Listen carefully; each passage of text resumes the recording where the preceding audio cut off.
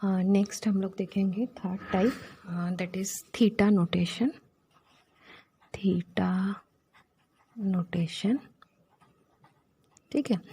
And ये जो है used to find out upper and lower bound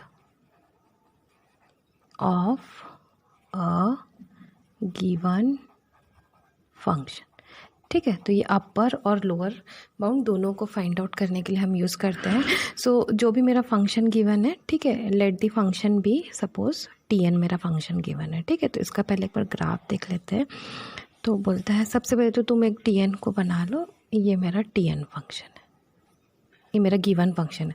सो सबसे पहले हमको देखना है इसका अपर बाउंड और इसका लोअर बाउंड, ठीक है। तो अगर हम इसका लोअर बाउंड देखेंगे तो हो सकता है इसका लोअर बाउंड शुरू से नीचे ही रहे, लेकिन हो सकता है ये इन बिटवीन कभी अपर फिर लोअर फिर ये अप, ये ऐसे, ठीक है।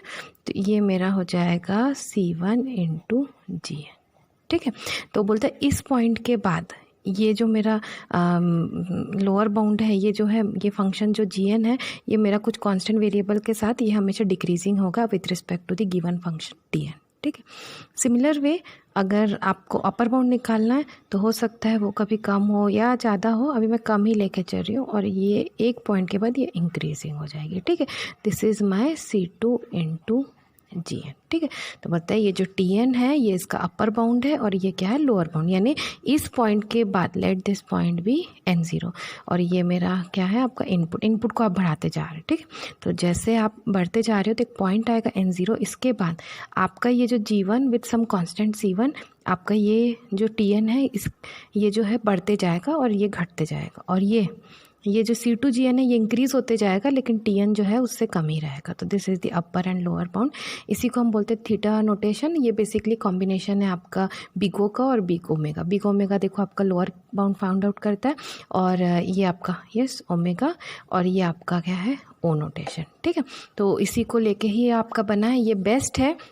लेकिन थीटा नोटेशन क्या होता है ना, कभी कभी हमको अपर मिल जाता है, लोअर नहीं मिलता है। कुछ एल्गोरिथम्स ऐसे होंगे जिसका लोअर बाउंड मिल पाना मुश्किल होता है। सो इन दैट केस हम बिगो की ही यूज़ करते हैं। तो मैक्सिमम टाइम आप देखेंगे तो हमेशा बिगो नोटेशन ही यूज़ होता है, बिकॉज कुछ प्रॉब्लम्स में आपका बिग ओमेगा निकालने में हमको दिक्कत होती है, हमारे पास उतने कंडीशंस नहीं होते हम उसको निकाल सके, ओके। सो इसीलिए थीटा तो बेस्ट है, लेकिन सिंस हम उसका लोअर बाउंड नहीं निकाल पाते, इसलिए जनरली जो प्रैक्टिस में रहता है वो क्या है आपका बिगो रहता है, ठीक है। तो अब इसका एक एग्जांपल देख लेते हैं हम इसका। नहीं, सबसे पहले इसका डेफिनेशन देखते हैं। इसका डेफिनेशन, ठीक है। गिवन जो है हमारे पास क्या रहेगा आपका tn, ठीक है। इसके अलावा मेरे पास जो फंक्शन गिवन रहेगा वो क्या रहेगा आपका gn, ठीक है। अब दो कांस्टेंट लेते हैं, एक कांस्टेंट C1 ये लोअर बाउंड के लिए, और दूसरा कांस्टेंट है C2 ये अपर बाउंड के लिए। तो ये ग्रेटर होना चाहिए किससे आपका 0, ठीक है। इसके अलावा एक n होगा, ठीक है, ये वाला n जो ग्रेटर या इक्वल होगा किससे आपका n0। इस पॉइंट के बाद आपका जो C1 इंटू gn जो है वो डिक्रीजिंग होते जाएगा, और इस पॉइंट n0 के बाद C2 इंटू gn क्या होगा आपका इंक्रीजिंग होते जाएगा, ठीक है। तो एक गिवन फंक्शन है tn, इसके बाद एक gn फंक्शन है, और gn इंटू cn आपका डिक्रीजिंग, और gn इंटू C2 आपका क्या हो जाएगा इंक्रीजिंग। कब? जब आपका n जो है ग्रेटर इक्वल टू क्या होगा आपका n0, ठीक है।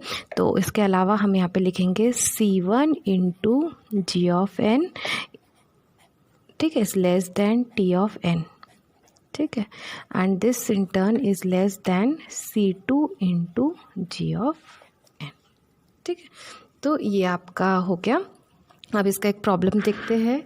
तो सबसे पहला क्वेश्चन मैं लिखती हूँ यहाँ पे गिवन, ठीक है, tn equal to 23n plus 5, ठीक है। तो सबसे पहले हम लोअर वाला निकालेंगे। तो लोअर वही बिग ओमेगा, तो आपका जो 23n है ये लेस होगा किससे, 23n प्लस 5 से, ठीक है। तो यहाँ पे ये क्या है आपका C, और ये क्या है आपका g ऑफ n, ठीक। ये लोअर। अब अपर निकालते हैं। अपर जो है आपका 23n plus 5 is less than equal to 23n plus 5। इसको और प्रिसाइसली लिख सकते हैं 23n प्लस n, तो ये क्या हो जाएगा 24n। तो ये क्या हो गया आपका C, ठीक है।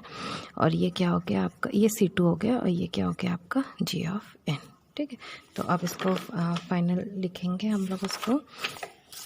सो अब हमको जो मिल गया लोअर बाउंड क्या मिला हमको, लोअर बाउंड हमको मिला है 23n less than equal to 23n plus 5 less than equal to 24n, ठीक है। तो मेरा यहाँ पे अगर हम देखेंगे, this is my C1, this is my Gn, this is my C2, this is my Gn। So आपका ये, और ये क्या है, given function Tn। So Tn equal to theta G of n। So Tn की वैल्यू कितनी हो गई हमारी, Tn की वैल्यू हो गई, G ऑफ n कितना है मेरा n, so theta n, and this is my answer. Okay, this is my answer. एक और क्वेश्चन देख लेते हैं जल्दी से। सेकंड क्वेश्चन देखते हैं। Tn equal to 27n square plus 16n। So अब हम लोअर इसका निकालेंगे। लोअर जो है मेरा 27n square less than equal to 27n square plus 16n। Yes, this is my C1, this is my Gn, ठीक है।